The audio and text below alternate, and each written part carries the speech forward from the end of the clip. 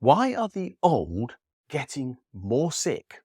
It's a pretty personal question as far as I am concerned, because I have been looking at a study in the Journal of Gerontology, which may not be part of your usual reading material, and if I am honest, nor is it mine. But a series of authors in that journal, led by somebody called, and I'm going to check, Laura Gimeno, and I may have said her name incorrectly, and if so, I apologize, have produced an article published in July this year, but which is now getting some publicity. And it talks about the fact that people of literally my age appear to be much more sick at my age than were those who were 20 years older than us, i.e. those born between 1935 and 1939. So the study looks at people born between those 2 years in the 1930s and people born between 1955 and 1959 in the 1950s, and I was born in 1958. So you can see that I have a certain degree of personal interest in this study. And their finding is quite extraordinary, particularly in the UK and the USA, but also in part in the rest of Europe. What they have found is that the prevalence of major chronic illness is about 1.5 times higher amongst those who are now in their later 60s, which is the group who are born between 1955 and 1959, than was the prevalence of those same diseases in that earlier group. The diseases in question include things like cancer and heart problems, diabetes, lung disease, high blood pressure, and high cholesterol.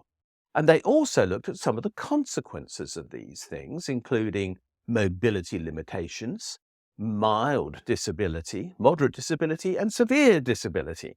And they found that all of those things are much more commonplace as well. Again, in broadly the same ratio. People are therefore much more sick between the ages of 65 and 70 now than they were if they hit those ages 20 years ago. The baby boomers, in other words, are not as fit as those who were born before the Second World War.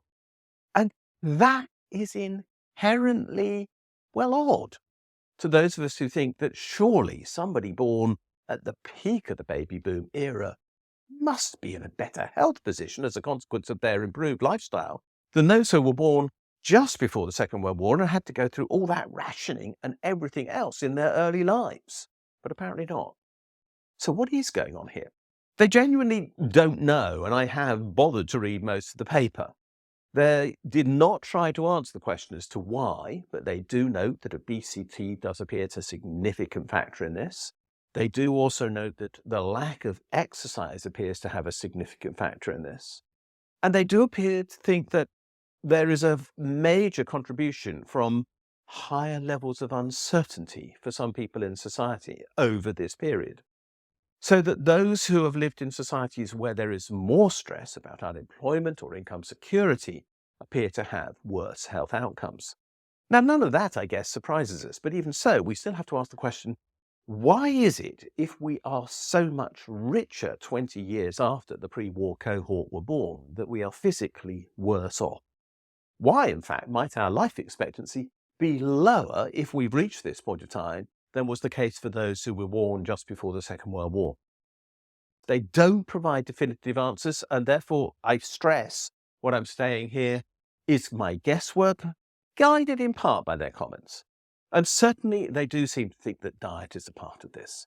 We have, of course, lived diets which are ultra-processed, which have been heavily manufactured, which was not what that earlier generation was brought up on.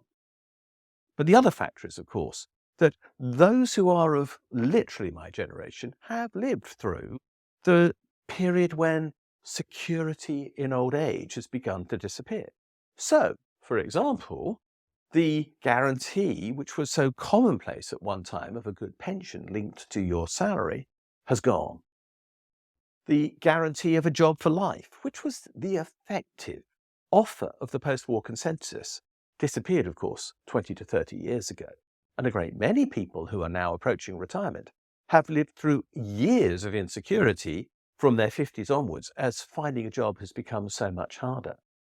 It appears that all of this has had a heavy price on our well-being. We are not living less, is the conclusion of this paper so far, but we are living for much longer with chronic illness. Now that's really important because chronic illness costs us a great deal. The question to be asked, of course, is how do we manage that chronic illness and whether we can do something about it now. So, for example, in the UK and the US, there is significant evidence of people of my age, 66 and above, simply being physically weaker than those who are 20 years older than us when they were our age. Our grip is weaker. A grip is a massive indicator of muscle strength. And muscle strength is a massive indicator of when we are going to need to basically enjoy residential support to carry on living. Because when we run out of muscle strength, we fall over. And that's the biggest reason why people end up in care homes. So there are things that are simply wrong. We aren't walking enough. We're not exercising enough. We're not doing enough weights. Our diets aren't good enough. As a consequence, we're ending up with dementia earlier. And there are many doctors who I'm well aware now think that dementia is heavily related to a high sugar, ultra processed food diet. This is a wake-up call. Our increased prosperity is not delivering well-being for most people. Firstly, we should ask, therefore, what is this prosperity all about if it isn't delivering this most fundamental of goods? But secondly, we should be asking how we need to change the diets, the lifestyles, and the exercise patterns of those who are younger.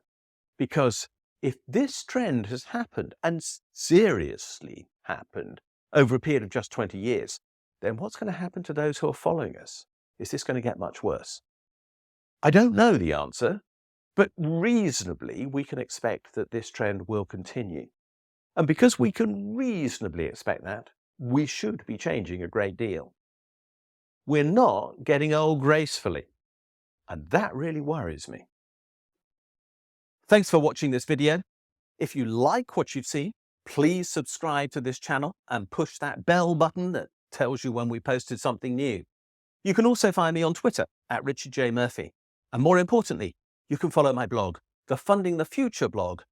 And if you do, you'll get daily updates on what is happening in our economy and in the politics that surround it.